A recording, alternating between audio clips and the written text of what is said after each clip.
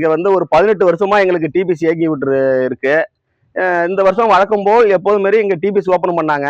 Open பண்ணி 2 நாள் நெல்லு பிடிச்சாங்க. 2 நாள் நெல்லு பிடிச்சாங்க. நாங்கெல்லாம் நெல்லை கொண்டாந்து வச்சோம். அதுக்கு பிறகு நெல் வந்து பிடிக்கல.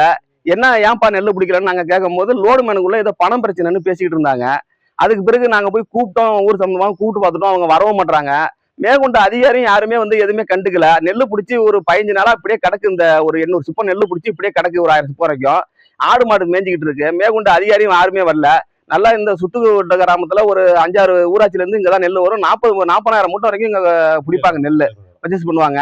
நல்லா ஏங்கி கொண்டு வந்த டிபிசி திடீர்னு இதுமாரி நடந்துட்டு மேற்கொண்ட அதிகாரியும் யாருமே கண்டுக்கல. 19-20 மழை சொல்லியிருக்கான். நாங்க கொண்டு போய் பக்கத்து கிராமத்துல ஒட்டி வச்சா ஏன் உங்க கிராமத்துல டிபிசி இல்லையா, இங்க ஏன் வரீங்க, லேட்டா தான் நாங்க கொடுப்போம்னு அவங்க சொல்றாங்க. நாங்க நெல்லை கொண்டு போய் என்ன பண்றது, வெளி மார்க்கெட்டு கொண்டு போய் கொடுப்போம்னு பார்த்தா அவங்க ரேட்டு ரொம்ப படுஅடியா கேட்கறாங்க எங்களை. உடனடியா இந்த அரசாங்கம் இதை பார்த்து ஏன் இது என்ன காரணம் உடனே நடவடிக்கை எடுத்து இந்த டிபிசி உடனடியா எங்களுக்கு இயங்கணும். போன வருஷத்துல இருந்து தொடர்ந்து மழை மாத்தி குறுவையிலையும் பாதிக்கப்பட்டோம்.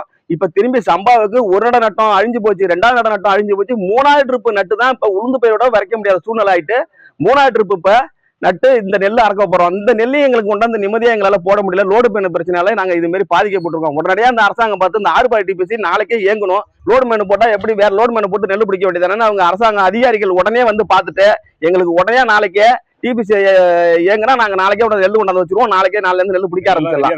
நெல் எல்லாம் ரெடியா இருக்கு. நாங்க வீட்டுல ஒட்டி வச்சிருக்கோம். மழை காரணமா திருப்பி கொண்டு போய் பக்கத்துல இருக்க கிராமத்துக்கு டிபிசி எடுத்துருப்போம். எங்க பார்த்தாலும் நெல் புல்லா இருக்குங்கிறாங்க, லேட்டா எடுத்துருவாங்கன்னு சொல்றாங்க. அதனால எங்க டிபிசி உடனே வேணும்.